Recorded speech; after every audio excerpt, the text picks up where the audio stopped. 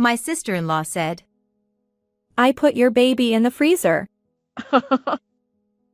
One hot summer day, I received a call from her. She had always been mean to me, so I thought she was making another nasty joke. My daughter is sleeping next to me, I replied, confused. My sister-in-law started to panic. What? Then whose baby is that? As soon as I told her something, she screamed on the other end of the line. After that, she rushed back to her parents' house and was left speechless by the horrifying sight she saw. My name is Lillian, 28 years old. I worked as a nurse. I met my husband, Samuel, who works for a large company, through a friend, and we got married. Samuel and I had a good relationship, and we soon had a child, living a happy married life. My parents' house was far away, but my in-laws' house was just a 10-minute walk away. I had a good relationship with my in-laws, who ran a restaurant next to their house. I admired my sensible and kind father-in-law and mother-in-law. However, the problem was my relationship with my sister-in-law, Melanie, who lived with my in-laws. She was 1 year younger than me. She had a fickle personality and couldn't keep a job, so her parents had her help out at their restaurant. For some reason, Melanie had been harsh to me since we first met. When Samuel and I went to greet his parents about our marriage, Melanie opposed, saying, I object. Samuel can find someone better. She reluctantly backed down after being scolded by her parents and Samuel, but her attitude towards me remained bad even after we got married. When I was 8 months pregnant, we were called to Samuel's parents' house. Melanie, who was in the living room, said to me, Hey, haven't you gained weight? Well, I have gained weight because I'm pregnant, I replied. Melanie laughed and said, Carrying that big belly and panting. How disgraceful for a woman. As I stared at her in shock, she started laughing loudly. If you stay that fat, Samuel will lose interest in you. At that moment, my father-in-law and mother-in-law came in, and Melanie walked away as if nothing had happened. It's natural for the body to change during pregnancy, but to say such things. I was secretly hurt and felt frustrated. After some time, I finally gave birth. After a long labor, a cute baby girl was born, and Samuel, who was with me, and I cried tears of joy. We named our little girl Aria.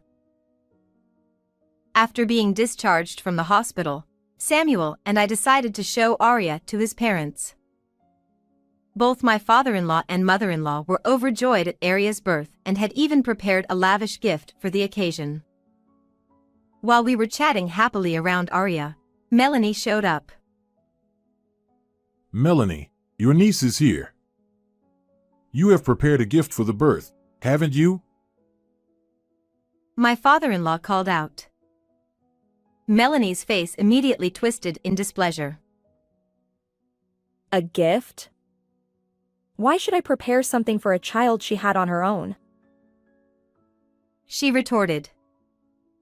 I wasn't expecting a gift from Melanie, but her words still made me angry. Then, Melanie came over and peered at Aria. Wow, she looks just like a monkey. What? She's super ugly. There's no hope for her future. Poor thing. My mother-in-law quickly said. That's not true. She's adorable. And my father-in-law tried to follow up, but Melanie continued. And she doesn't look like Samuel at all, does she? Really? Her eyes look just like Samuel's when he was a baby. my father-in-law replied.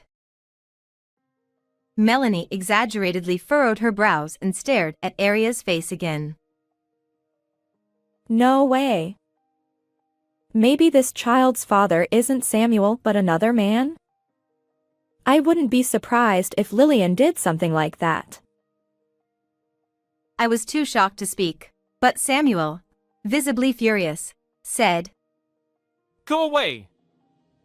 Apologize to Lillian first.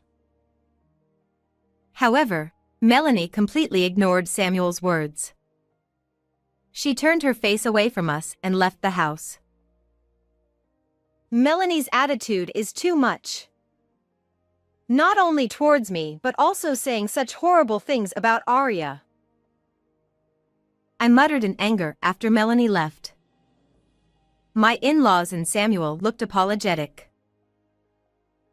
I'm sorry, Lillian. It's our fault for spoiling her all these years. My father-in-law said.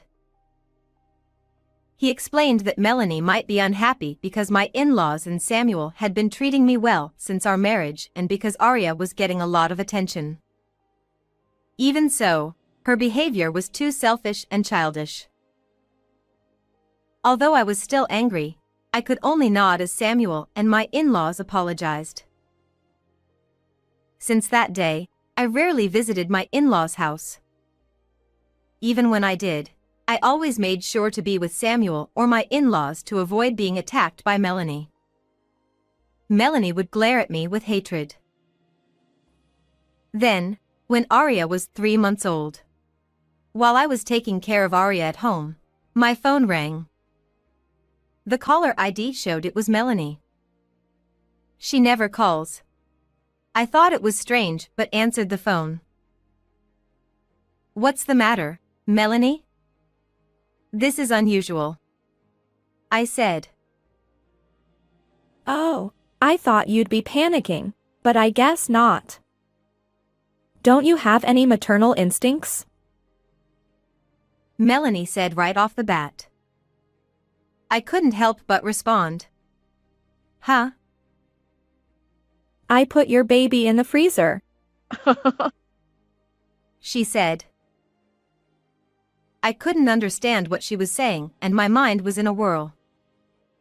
After all, Aria was sleeping right in front of me at that moment. Aria is sleeping next to me, I said. What? Melanie's voice sounded dumbfounded on the other end of the line, so I repeated. I'm at home with Aria right now. Don't lie. You left the baby in our living room, didn't you? No, Aria and I have been at home all this time. What do you mean by freezer? I sensed something was wrong and pressed Melanie for answers, but she fell silent. I could hear the background announcements from a shopping mall. I thought it was your baby. Then whose baby is it? Melanie exclaimed. At that moment, I remembered what my father-in-law had said. Come to think of it, I heard that a relative was coming to show their baby today. Just then, I heard Melanie scream on the other end of the line, and the call was abruptly cut off. I realized something was happening at my in-laws' house and immediately called them. When they didn't answer, I quickly grabbed Aria, who had just woken up from her nap, and rushed to my in-laws' house. On the way, I felt a surge of anger rising within me. Putting a baby in the freezer, what was she thinking? And she intended to harm my Aria. Unforgivable. As soon as I arrived at my in-laws' house, I took immediate action. About 50 minutes after Melanie called, I was watching the surveillance camera footage installed in front of the industrial freezer at my in-laws' house. Melanie came running at full speed. She forcefully opened the freezer door and screamed. "Ah!" No wonder, as there was a baby frozen solid inside. What should I do? What should I do?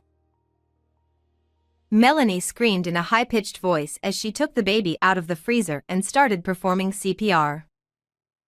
But the baby, covered in frost, didn't move an inch. This is bad. What should I do? Please come back to life. Melanie panicked and started crying in front of the frozen baby. It's useless. That baby is not alive, I said, holding Arya, as my in-laws and I appeared. Melanie turned her tear-streaked, snot-covered face towards us. You were here. More importantly, do something about this baby. It's not breathing. She cried. This is the result of what you did, isn't it? You wanted my Arya to end up like this, didn't you? I replied. But this baby isn't your Arya, right? This is bad. I don't want to be a murderer. Help me instead of just watching. At that moment, my mother-in-law stepped forward and poured hot water from a kettle over the baby. As the frost melted and the figure became clear, Melanie's eyes widened. What? A doll. It was a life-sized baby doll. It was so realistically made, both in appearance and weight, that it was no wonder Melanie mistook it for a real baby. What is this? What's going on?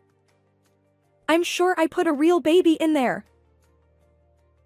Melanie, still not understanding the situation, was staring at me.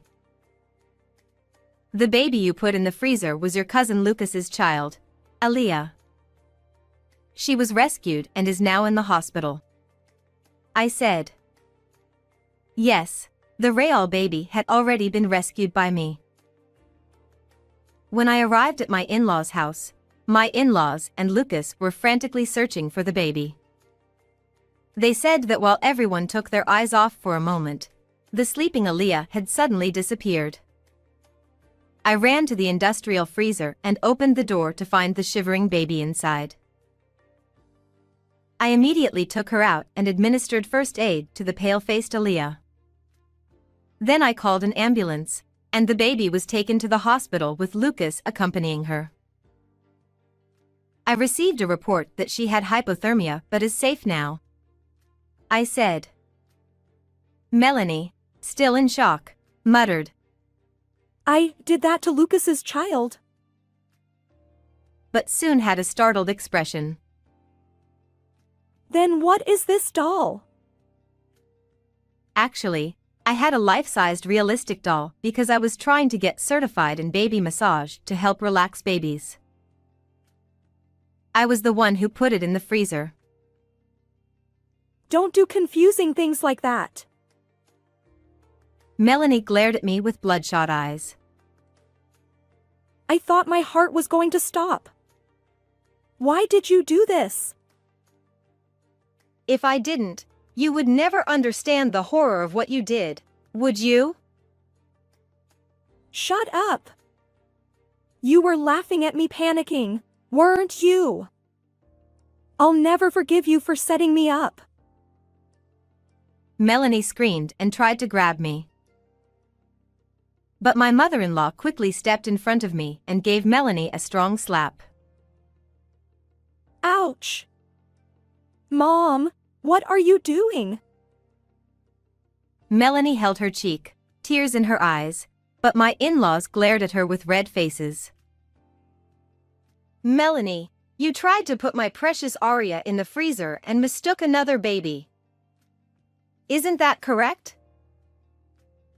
I said calmly, and Melanie started trembling. If I had known it wasn't your child, I wouldn't have done it. So, it would have been okay if my Arya had frozen to death in the freezer? I just wanted to scare you a little. I thought you were nearby and would notice right away. I glared at Melanie. Even thinking about putting a helpless baby in the freezer for a moment is insane. Ugh. That's... Melanie couldn't say anything more, and silence fell, broken by my father-in-law. Melanie, I can no longer consider you my daughter. What? Dad? My father-in-law's face was filled with anger, and his voice was powerful. Usually gentle, his rage must have looked terrifying to Melanie. You tried to harm our granddaughter, and as a result, put Lucas's daughter in danger. Do you really understand what you've done? No, it's not my fault. It just happened by bad luck. Enough. We are cutting ties with you. You are also being kicked out of the house, and we will never help you again. Once this is over, leave immediately. When I also told her that Samuel and I would cut ties with her, Melanie began to panic. I don't want that. Please reconsider. She pleaded with my in-laws, but they coldly rejected her. As Melanie started crying, I quietly asked her, "Melanie, do you know what Lucas's wife does for work?" Huh? I forgot. What is it? She's a lawyer. Melanie's eyes widened, and she turned pale. Both Lucas and his wife are furious that Aaliyah was put in danger, and they said they will make sure you pay for your crime. What? No way. Does that mean they'll demand money? Melanie asked. Yes, that's definitely going to happen.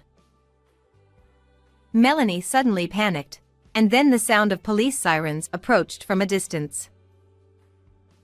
Melanie started trembling. The police. No way. Yes, I reported it as soon as you came back. No. Why did you call the police? I don't want to be arrested.